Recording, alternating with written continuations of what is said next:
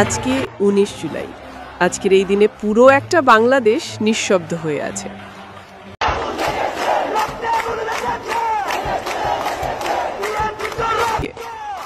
আজকের এই ১৯ জুলাইয়ে বাংলাদেশ যা যা হয়েছিল, চলুন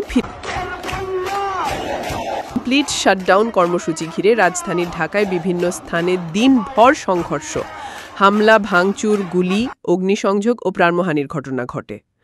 রাজধানীর ঢাকা ছিল কার্যত অচল এবং থমথমে।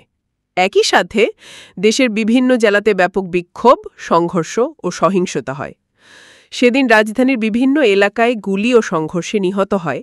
সারা দেশে আহত হয় শিক্ষার্থী, নেতাকর্মী, পুলিশ, সাংবাদিক সহ সাধারণ মানুষ। তুমি কে আমি কে, রাজাকার রাজাকার, বাংলার মানুষ নিজ বিবেক নাড়া দিয়ে উঠল। আহত নিহতের সংখ্যা বেড়ে চলেছে।